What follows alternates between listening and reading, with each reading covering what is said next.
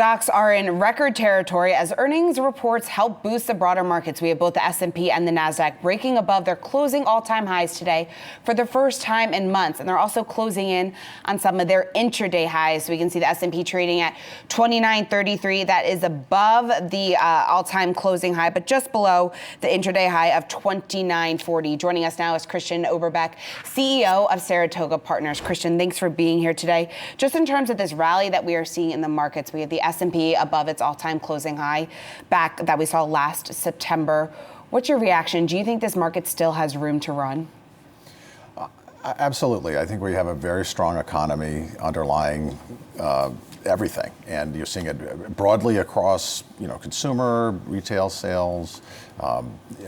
So I think it's got a lot of legs, and I think the biggest driver is probably employment. We have the very super low unemployment, and people have money to spend, and America is a consumer economy. 7% or so of the economy is from consumers, and the consumers have more money. One of the outperformers that we're seeing today is healthcare. Now, healthcare is a sector that has been under a significant amount of pressure just in the month of April alone. Are you surprised to see that we today are seeing some buying in a defensive sector? It's hard to say what happens on a day-to-day. So many algorithms running through the system.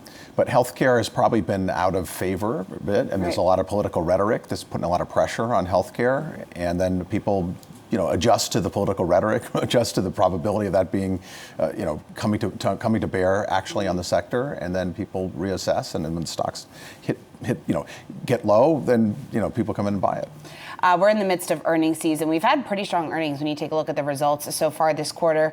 Lots of talk about those earnings results slowing, though. Do you think, as it stands right now, that maybe investors, maybe Wall Street was a little bit overly pessimistic? Well, I think there's been there was all the panic in December and the downturn in December, and there's sort of a feeling like the global economy was on the rocks and a recession was imminent, and people talking about what inning is the economy in? Are we in the seventh inning or the eighth inning? And I think there was a burst of stimulus last year from the tax cut, and I think everybody's just sort of on pins and needles saying once that stimulus is kind of played out.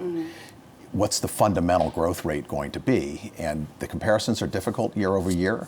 And so people are looking very carefully at revenues and saying, that's less controllable than earnings, on a quarter-to-quarter basis. And so, I think there's a lot of question, people are looking for those signs. Is the economy weakening? And I think what's happening is they're seeing signs that they're not seeing signs that it's weakening, and so that's what's bringing the strength to the market. In terms of earnings season, our focus will shift from some of the financials and consumer staple names that we have been getting over the last couple of days and turn our focus more towards tech. We have Facebook set to report on Wednesday, Amazon and Microsoft set to report later this week. In terms of technology, are you expecting us to see some sort of difference in their results compared to what we have seen so far this earnings season?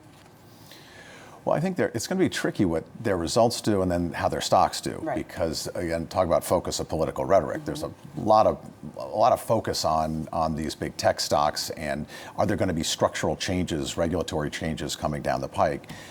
Their earnings are probably going to be very good, so you're going to have to balance the fact that they continue to grow through all the risks, and the risks are kind of longer range, but their earnings are probably going to be quite good.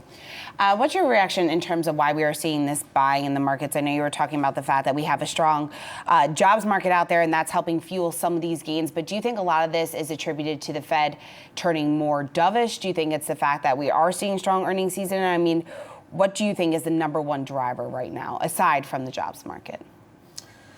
Well, I think a lot of people took a lot of chips off the table in December, January. I think if a lot of wealth managers were saying we should rotate out of stocks. It's getting late cycle, and so there was a lot of money put on the sidelines. And I think what's happening is as the market's moving up, there's a bit of the fear of missing out because there is a rally going on, and people don't want to miss that. And what's the number one thing that keeps you up at night, I guess, when you're taking a look at this markets? We are right around all-time highs. S&P, like I said, crossing above that 2930 level that we have been focusing on now for quite some time. What do you think could be the number one thing that would take kind of the momentum out of this rally? Well, everybody's very focused on the Fed. The Fed is in a pause mode. That's creating essentially liquidity for the marketplace. And if the Fed were to maybe change policy and say, well, our pause is over and we think we're going to go back to tightening, that would probably provoke some level of reaction. With regards to the basic economy, I think things seem to be going pretty well. The China trade issue, the global markets, I think the risk is kind of outside of what we're expecting. Is there something, some terrorist event that goes beyond, that there's actually a threat of some magnitude. But in terms of the basic functioning of the U.S. economy, it's very strong, very solid. It's got a tremendous amount of momentum, so we're probably not going to see much diminution from there. All right, Christian, thanks for joining us today. Thank you.